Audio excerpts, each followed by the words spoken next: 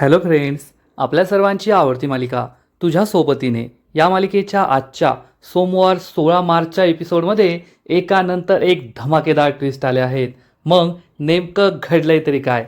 तर फ्रेंड्स, सगळ्यात आधी तर मल्हार हा नुपूरच्या प्रेमात पडलाय. मल्हारला हळूहळू जाणीव होतीये की त्याच्या चेहऱ्यावर जी स्माईल आहे ती नुपूरमुळे आहे आणि ही गोष्ट सगळ्यांना समजली आहे. या मालिकेत पहिल्यांदाच आपण मल्हारला आनंदात पाहिलं, त्याच्या चेहऱ्यावर स्माईल पाहिली आणि रेवती जियाला सुद्धा आश्चर्य वाटलं की मल्हार किती दिवसानंतर इतका खुश दिसतोय.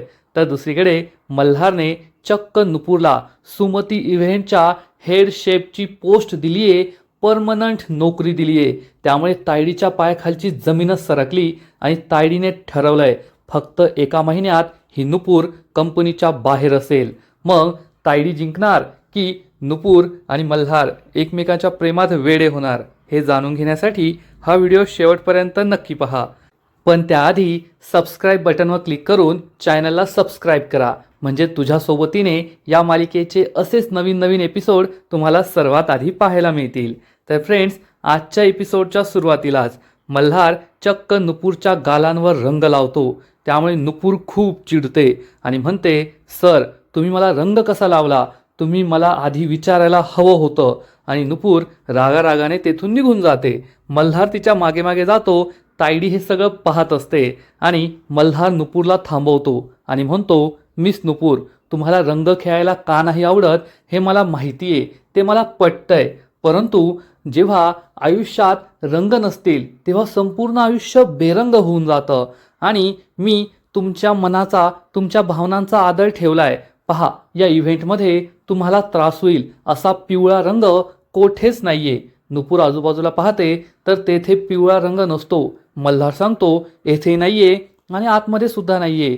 पण एखाद्या रंगाचं वावडं असणं वेगळं आणि सगळ्याच रंगांचं वावडं असणं वेगळं. तुम्ही जर सगळ्याच रंगांपासून आपल्या स्वतःला दूर ठेवत असाल तर तुमचं आयुष्य हे बेरंग होऊन जाईल आणि चित्र हे रंगांनीच खुलून दिसतं.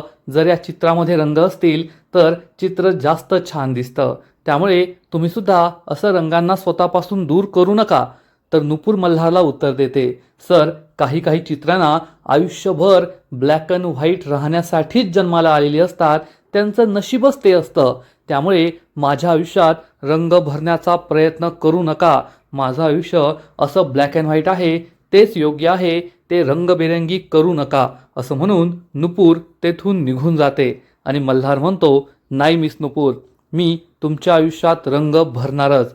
तायडी हे सगळं ऐकते आणि तिच्या पायाखालची जमीनच सरकते. मल्हार नुपूरचा एवढा विचार करतोय यावर तिचा विश्वासच बसत नाही आणि नुपूर आपल्या घराकडे येत असते.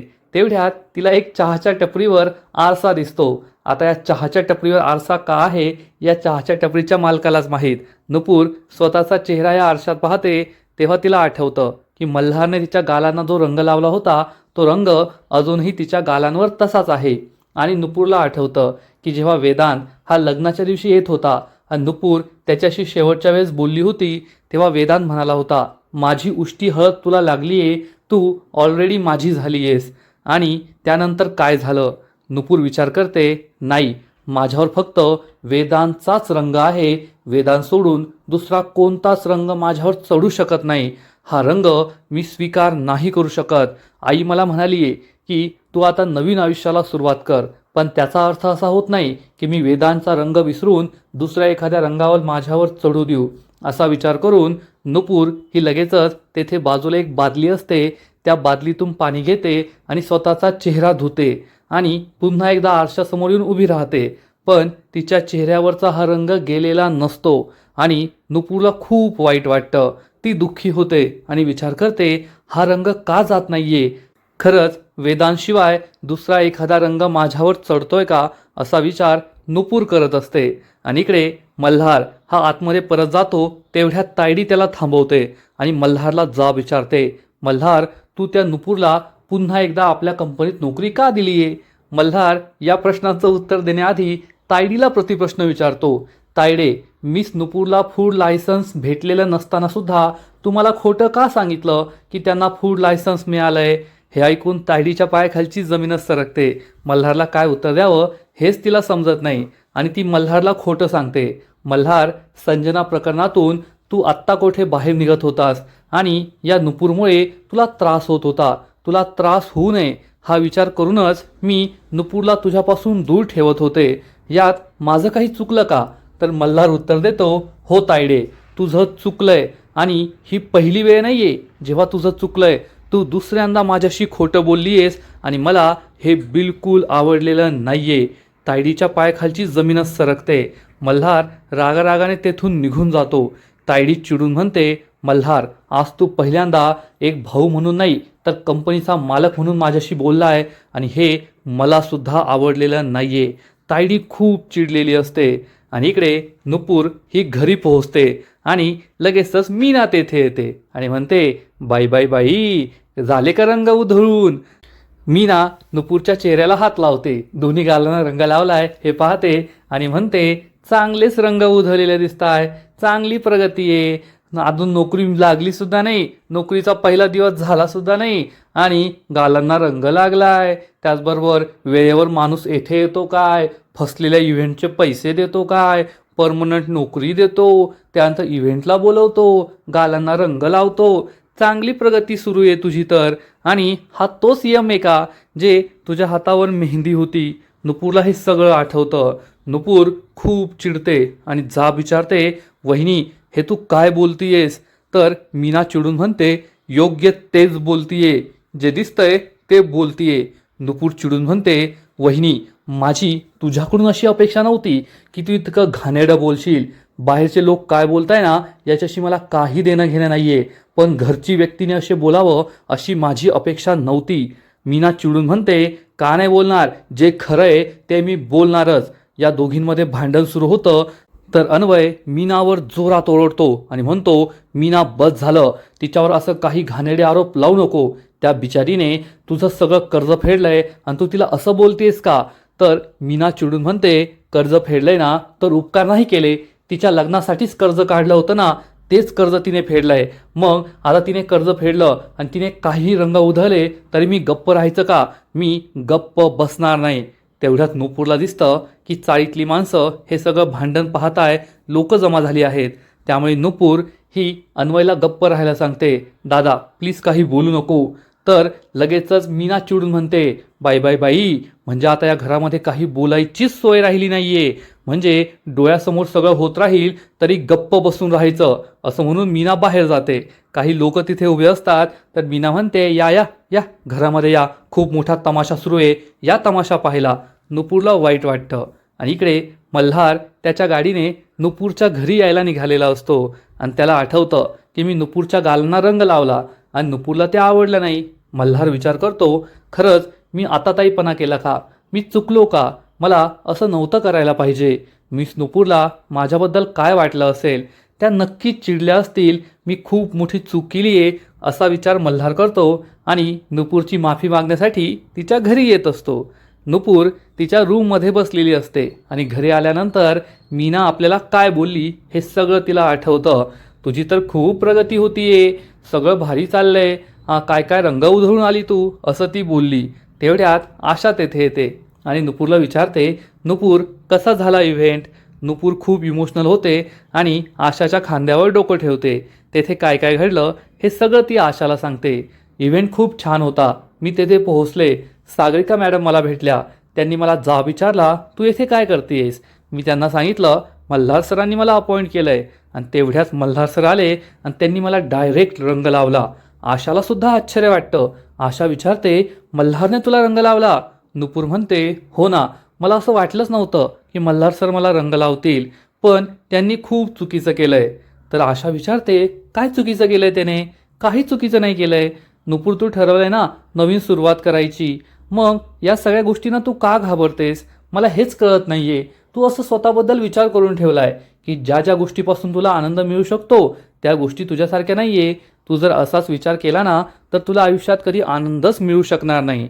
आणि माझी एक गोष्ट नेहमी लक्षात ठेव, जर तू एखादी कृती केली आणि त्या कृतीवर तुझा पूर्ण विश्वास असेल आणि तुझं मन साफ असेल ना, मग कोण काय बोलतं याचा विचार नाही करायचा, परिणामांचा विचार नाही करायचा. नुपूरला हे पटतं. नुपूर म्हणते, आई मला तुझं म्हणणं पटतंय, पण जर आपल्या घरातीलच व्यक्ती आपल्या हेतूवर संशय घेत असेल, काही बाही बोलत असेल तर त्रास होतो ना. आशाला समजतं की नुपूर मीनाबद्दल बोलतीये आणि आशा नुपूरला म्हणते, मीनाबद्दल बोलतेस ना तू, पण तू स्वतःच बोलणं विसरली. जेव्हा ती मला काही बोलते तेव्हा तू मला सांगतेस ना तिच्या बोलण्याकडे लक्ष देऊ नको, दुर्लक्ष कर, मनावर घेऊ नकोस. मग तूच का विसरलीस? तूच तिचं बोलणं मनावर का घेतीयेस? आणि एक गोष्ट मला सांग, मल्हारने तुला रंग लावला, तुला मल्हारच्या हेतूवर काही शंका आहे का की त्याने चुकीच्या हेतूने तुला कलर लावलाय? नुपूर म्हणते, नाही आई, मला मल्हार सरांच्या हेतूवर बिलकुल शंका नाहीये. त्यांनी तर मला चांगल्या हेतूनेच रंग लावला होता.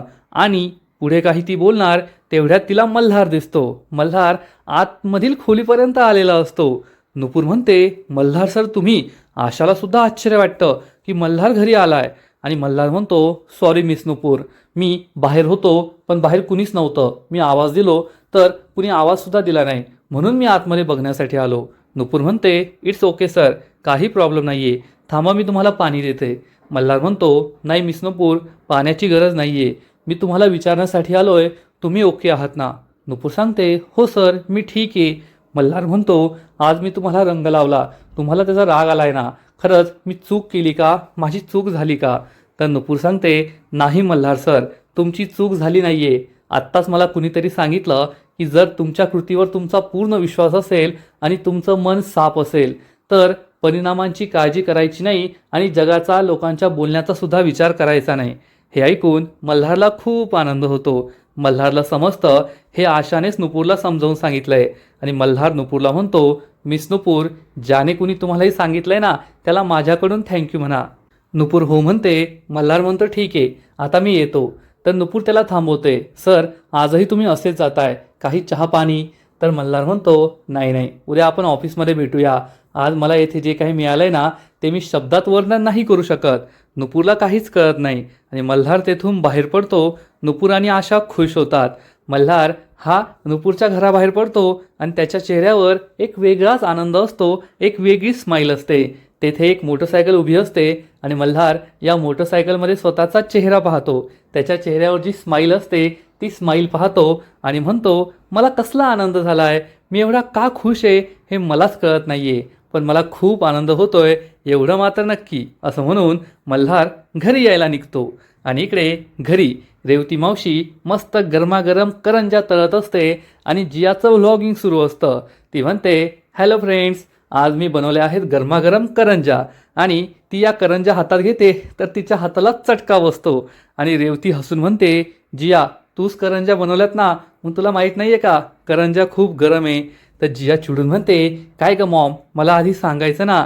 तर रेवती मावशी म्हणते, तुला कळत नाही का, करंजा गरमागरमच असतात.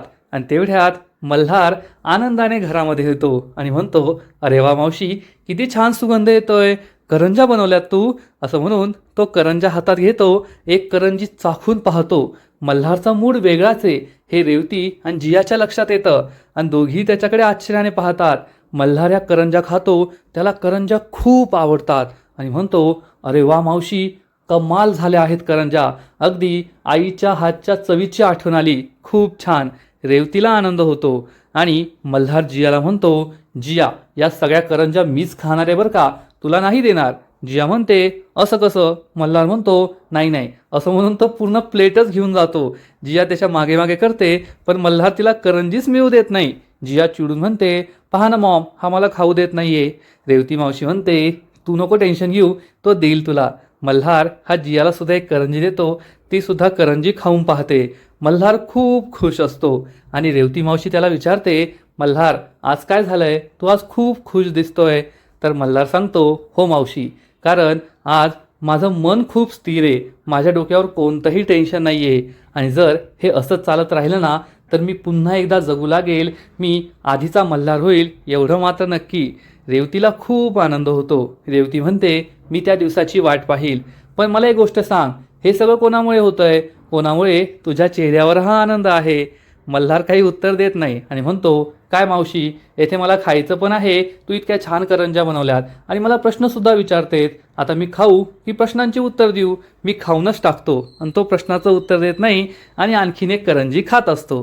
तर जिया विचार करते, ब्रोचा मूड खूप चांगला आहे, तायडीबद्दल त्याच्याशी बोलू का? आणि ती काही बोलणार इतक्यात रेवतीच्या लक्षात येतं की ती तायडीचा विषय काढणार आहे. आणि रेवती लगेचच जियाला घेऊन किचनमध्ये जाते आणि विचारते, काय करणार आहेस तू?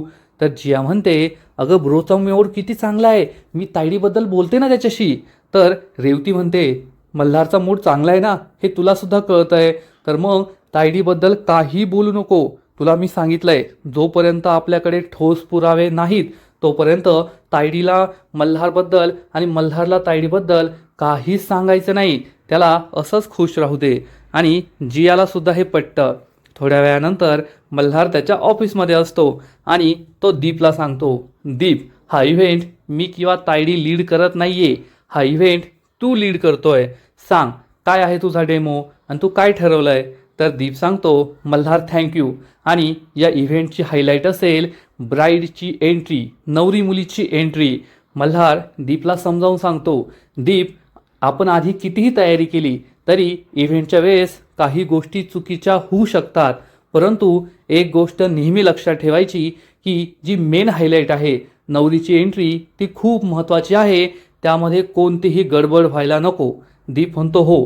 आणि मग मल्हार त्याला डेमो सुरू करायला सांगतो. मल्हार हा डेमो पाहत असतो. दीप डेमो सुरू करतो. लाईट्स ऑफ होतात, निळ्या रंगाची लाईट लागते आणि मग नवरी मुलीच्या एंट्रीचा डेमो सुरू होतो. परंतु नवरी मुलीऐवजी किंवा एखाद्या मॉडेलऐवजी चक्क नुपूरच तेथे येते आणि तेथे बुडबुडे असतात. नुपूर आतमध्ये येते आणि या बुडबुड्यांबरोबर खेळत असते. तिच्या चेहऱ्यावर खूप सुंदर स्माईल असते आणि बॅकग्राऊंडमध्ये स्वप्न चालून आले हे गाणं सुरू होतं. हे रोमॅन्टिक गाणं, नुपूरचं या बुडबुड्यांबरोबर खेळणं, तिच्या चेहऱ्यावरची स्माईल आणि तिची स्माईल पाहून मल्हारच्या चेहऱ्यावर जी स्माईल येते, त्यामुळे हा सीन खूपच भारी झाला आहे, खूपच रोमॅन्टिक आणि सुंदर वाटतोय. मल्हार नुपूरकडे एकटक पाहतच राहतो, कारण नुपूरची भेट झाल्यानंतर पहिल्यांदाच नुपूर त्याला अशी मनसोक्त हसताना खेळताना दिसते. त्यामुळे मल्हारच्या चेहऱ्यावर सुद्धा स्माईल येते आणि बॅकग्राऊंडमध्ये रोमॅन्टिक गाणं सुरू असतं. मल्हार आधीच नुपूरच्या प्रेमात पडतोय आणि नुपूरला इतकं खुश पाहून, हसताना पाहून तो आणखीनच तिच्या प्रेमात पडतो. म्हणजे आता सुरुवात तर झाली आहे. मल्हार आधी तर फक्त आपली जबाबदारी, आपण केलेल्या गुन्ह्याचं प्रायश्चित्त म्हणून नुपूरसाठी हे सगळं करत होता, पण हळूहळू तो नुपूरच्या प्रेमात पडतोय एवढं मात्र नक्की. आणि आजचा एपिसोड येथेच संपतो. फ्रेंड्स, तुझ्या सोबतीने या मालिकेचा आजचा एपिसोड खरंच खूप भारी होता, खूप इंटरेस्टिंग होता. आजचा एपिसोड तर भारी होता, पण या मालिकेचा पुढील एपिसोड आणखीन भारी असणार आहे. आणखीन मोठा ट्विस्ट या मालिकेत येणार आहे. मग नेमकं घडणार तरी काय? तर पुढील एपिसोडमध्ये आपण पाहू की तायडी चक्क सुमती इव्हेंटच्या हेड शेफसाठी काही लोकांना इंटरव्ह्यूसाठी बोलवणार, पण मल्हार तेथे येईल आणि म्हणेल, सॉरी, परंतु हेड शेफची पोस्ट आम्ही ऑलरेडी दिली आहे, आम्ही त्यासाठी एका माणसाला आम्ही ऑलरेडी घेतलं आहे आणि तो सगळ्या तेथील इंटरव्ह्यूला आलेल्या लोकांना तेथून पाठवून देईल. तायडीला जबर धक्काच बसणार आणि तायडी मल्हारला विचारेल, मल्हार, तू कोणाला हेड शेफची पोस्ट दिली आहे? आणि मल्हार तायडीला म्हणेल, चल तायडी बाहेर, तुला सांगतो. तर नुपूरसुद्धा कोमलला म्हणेल, सरांनी मला सांगितलंय की मी येथे परमनंट जॉब करणार आहे, पण मला कोणतं काम दिलं आहे ते अजून सांगितलेलं नाही आहे. कदाचित केटरिंग रिलेटेड काहीतरी काम असेल. आणि तेवढ्यात मल्हार आणि सागरिका म्हणजेच तायडी तेथे येतील आणि मल्हार हा नुपूरला सांगणार, या कंपनीमध्ये आमच्या सुमती इव्हेंट्समध्ये मी तुम्हाला हेड शेफची पोस्ट देतोय. हे ऐकून नुपूरला खूप आनंद होईल आणि सगळेजण टाळ्या वाजवतील, खूप खुश होतील. पण अशी एकच व्यक्ती असेल जिला जबर धक्का बसणार आणि ती व्यक्ती म्हणजे तायडी. तायडीचा विश्वासच बसणार नाही की मल्हारने चक्क नुपूरला परमनंट नोकरी दिली आहे आणि तीसुद्धा हेड शेफची पोस्ट दिली आहे. त्यामुळे तायडी खूप चिडेल आणि ठरवेल, फक्त एका महिन्यात ही नुपूर कंपनीच्या बाहेर असणार, मी तिला या कंपनीत काम करू देणार नाही. म्हणजे एकीकडे मल्हारने ठरवलंय की नुपूरचं आयुष्य रंगबिरंगी करायचं, तिला स्थिर आनंदी आयुष्य द्यायचं, तर दुसरीकडे तायडीने ठरवलंय की नुपूरच्या आयुष्यात वादळ आणायचं आणि नुपूरची ही नोकरी टिकू द्यायची नाही, एका महिन्यात तिला या कंपनीतून बाहेर काढायचं. मग तायडी यशस्वी ठरणार की मल्हार, हे पाहणं खूप इंटरेस्टिंग असणार आहे. थोड्या वेळानंतर नुपूर घरी जात असेल पायी पायी आणि त्याच वेळेस मल्हार तेथे गाडीमध्ये येणार आणि मल्हार गाडी थांबवेल आणि नुपूरला विचारेल, मिस नुपूर, तुम्हाला लिफ्ट हवी आहे का? तुम्हाला कोठे सोडायचं का? तर नुपूर म्हणेल, नाही सर, आपल्या दोघांचे रस्ते वेगवेगळे आहेत. तर मल्हार तिला म्हणेल, नाही मिस नुपूर, आपल्या दोघांचे रस्ते एकच आहेत. मग मल्हारला नेमकं म्हणायचं तरी काय? मल्हार हा नुपूरला आता पुढे काय उत्तर देईल हे पाहणं खूप इंटरेस्टिंग आहे. पण हळूहळू मल्हार नुपूरच्या प्रेमात पडतोय आणि लवकरच तो नुपूरच्या प्रेमात वेडा होईल असंच वाटतंय. तर फ्रेंड्स, तुम्हाला सुद्धा तुझ्या सोबतीने ही मालिका आवडते का? मल्हार आणि नुपूरची जोडी आवडते ना? नक्कीच कमेंट करून सांगा. आणि या मालिकेचे असेच नवीन नवीन एपिसोड, नवीन नवीन अपडेट सर्वात आधी पाहण्यासाठी तुम्हाला एक सगळ्यात महत्त्वाचं काम करायचं आहे, ते म्हणजे सबस्क्राईब बटनवर क्लिक करून या चॅनलला सबस्क्राईब करायचं आहे. म्हणजे नवीन नवीन एपिसोड तुम्हाला सर्वात आधी पाहायला मिळतील. खूप खूप खूप धन्यवाद.